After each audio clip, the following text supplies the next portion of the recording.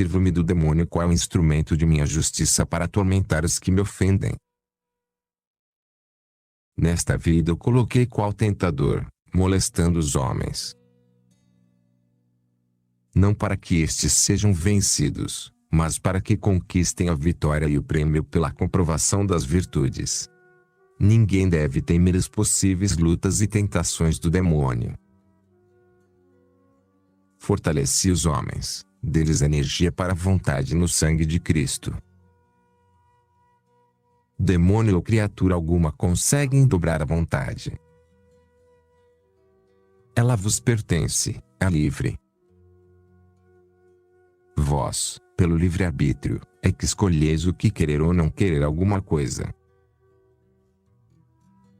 A vontade, todavia, pode ser entregue como arma nas mãos do diabo, que pode usá-la para vos ferir e matar. Se a pessoa não lhe dá esta arma, se não consente ante as tentações e lisonjas do maligno, jamais pecará por tentação. Sairá dela até fortalecido e compreenderá que permito as tentações unicamente para vos conduzir ao bem e comprovar vossa virtude. A caminhada para o bem passa pelo conhecimento de si e de mim. Este duplo conhecimento aumenta no tempo da tentação, no sentido de que o homem toma consciência da própria nulidade, percebe que não consegue evitar as dificuldades indesejáveis, reconhece minha presença a fortalecer sua vontade para não consentir nos maus pensamentos, entende que a tentação é permitida por mim, vê que o demônio é fraco e nada pode além daquilo que lhe é permitido.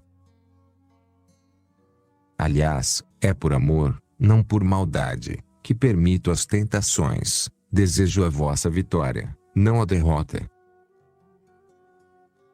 Quero que me conheçais de vos conheçais, atingindo uma virtude provada, pois o bem é comprovado em seu contrário. Como vês, os demônios são encarregados por mim de atormentar os condenados ao inferno e de provar a virtude nos que se acham nesta existência. Tal não é a intenção dos demônios, pois nada fazem por amor.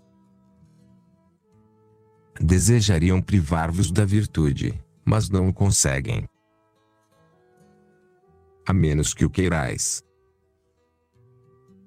Vê como é grande a tolice humana, cedendo justamente onde tornei o homem mais forte e consignando-se nas mãos do diabo. Esforça-te por entender, é voluntariamente que os condenados se entregam ao demônio na hora da morte. Disse voluntariamente, já que ninguém os pode obrigar a isso. Sem aguardar qualquer julgamento, logo depois do último suspiro, os pecadores julgam-se a si mesmos pela própria consciência e se põem sob o perverso domínio do maligno. Desse modo, desesperados, condenam-se. No instante supremo, com muito ódio, encaminham-se para o abismo, e antes mesmo de chegar a ele, voluntariamente o escolhem como paga, junto aos demônios, seus senhores. Aqueles que morrem na caridade perfeita, quando atingem o derradeiro instante, após ter vivido na perfeita iluminação da fé, veja-se adiante, na fé e na esperança do sangue do Cordeiro, contemplam o prêmio que lhes preparei, com amor, o acolhem, apertam-me com os laços da afeição, qual bem sumo e eterno. Antes de deixar o corpo, antes de morrer, já gozam da vida eterna. Outros, que haviam passado a vida na caridade comum, veja-se adiante, e atingem o último momento sem essa perfeição, também acolhem o prêmio eterno com essa fé e esperança, mas de modo imperfeito. Sentem-se culpados, mas reconhecem que minha misericórdia é maior que seus pecados. Os pecadores não agem assim. Ao divisar o lugar que lhes toca, recebem-no com ódio. Uns e outros, nem esperam o julgamento. Logo que deixam esta vida, cada um vai para o seu lugar, pressentido e apreendido antes mesmo de deixar o corpo na morte. Os condenados, para o inferno, com ódio e desespero. Os perfeitos, com amor, fé e esperança. Os imperfeitos, com fé no perdão, vão para o purgatório.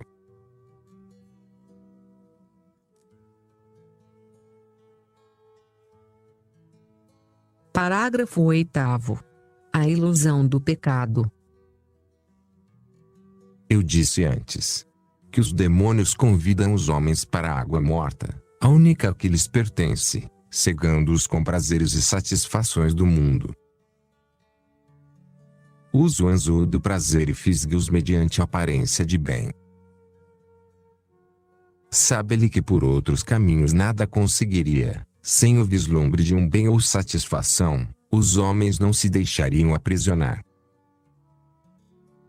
Por sua própria natureza, a alma humana tende ao bem. Infelizmente, devido à cegueira do egoísmo, o homem não consegue discernir qual é o bem verdadeiro, realmente útil ao corpo e à alma. Percebendo isso, o demônio, maldoso, apresenta-lhe numerosos atrativos maus, disfarçados porém sob alguma utilidade ou prazer. Adapta-se ele às diversas pessoas, variando atitudes e malas conforme crê oportuno. De uma forma atenta o leigo, de outro religioso, o prelado, os chefes, a cada um, conforme a sua posição social. Falei dessas coisas porque no presente estou ocupando-me dos pecadores que se afogam pelo rio do pecado. São homens egoístas, que só pensam em si mesmos. Amam a si mesmos, ofendem-me. Já disse, para onde se encaminham, agora quero mostrar-te como se iludem, pois ao tentar fugir dos sofrimentos, em sofrimentos caem. Julgam que o fato de me seguir através da ponte Cristo seja causa de muita fadiga, por isso voltam atrás com medo dos espinhos. Na realidade, tal atitude procede da cegueira e ignorância da verdade, como te fiz ver no início de tua vida, quando rogavas misericórdia em favor do mundo, desejosa de que eu o libertasse do pecado mortal. Naquela ocasião, mostrei-me a ti na figura de uma árvore. A visão é narrada por Catarina, libelus de suplemento, e 5. Ter-se-ia verificado em 1362, no dia em que Catarina entrou para a Ordem da Penitência de São Domingos. Não vias onde começava, nem onde terminava, somente percebias sua raiz na terra.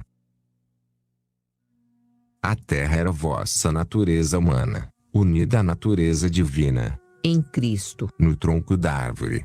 Se ainda recordas, havia alguns espinhos.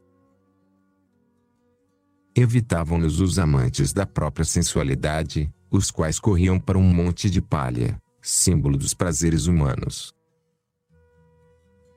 A palha assemelhava-se ao trigo. Vias que muitos ali morriam de fome, outros, ao dar-se conta da ilusão, voltavam à árvore, superavam com decisão os espinhos. Essa decisão, antes de ser tomada, parece difícil a quem deseja seguir a estrada da verdade. Há sempre luta entre a consciência de um lado e a sensualidade do outro. Mas quando a pessoa virilmente renega a si mesma e se decide dizendo, quero seguir Cristo crucificado, então ela quebra aqueles espinhos e descobre inestimável doçura. Foi o que te fiz ver aquela vez. A doçura será maior ou menor, conforme a boa disposição e o esforço pessoal. Então eu te disse, sou o Deus imutável, não me escondo de quem me procura.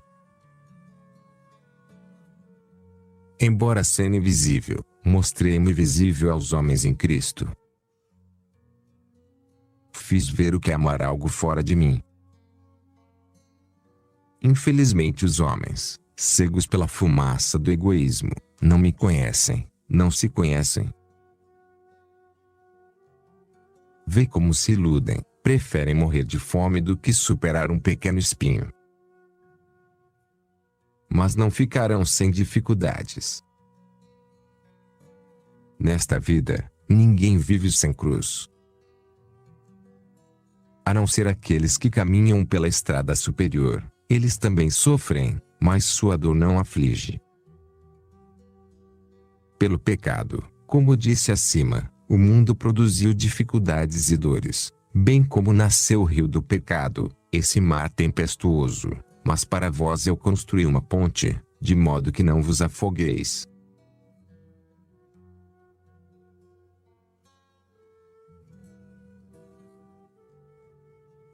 Parágrafo 9. Infelicidade dos pecadores. Expliquei qual é a ilusão dos pecadores no seu desordenado temor e como sou um Deus imutável, livre da acepção de pessoas, unicamente atento ao desejo santo. Foi o que te revelei no simbolismo da árvore. Passo a falar dos que sofrem e dos que não sofrem ante os espinhos e dores que a terra produziu depois do pecado. Original. Tendo-me ocupado da situação dos pecadores que se deixam iludir pela própria sensualidade, vou explicar-te em que sentido essas pessoas são feridas por tais espinhos. Todos os que nascem e vivem neste mundo passam por fadigas corporais e espirituais. Sim, também os meus servidores padecem nos seus corpos, mas em seus espíritos não, porque suas vontades estão identificadas com a minha. O que faz o homem sofrer é vontade. Quanto aos pecadores, sofrem na alma e no corpo. Eles experimentam no mundo as primícias do inferno, como os meus servidores já gozam a garantia do céu. Sabes qual é a grande felicidade dos santos?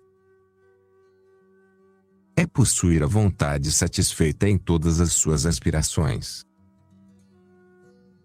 Ao desejar-me, possuem-me, tendo deixado o peso do corpo que produzia a lei que luta contra o espírito. Na vida terrena, o corpo impediu o perfeito conhecimento da verdade e minha visão face a face.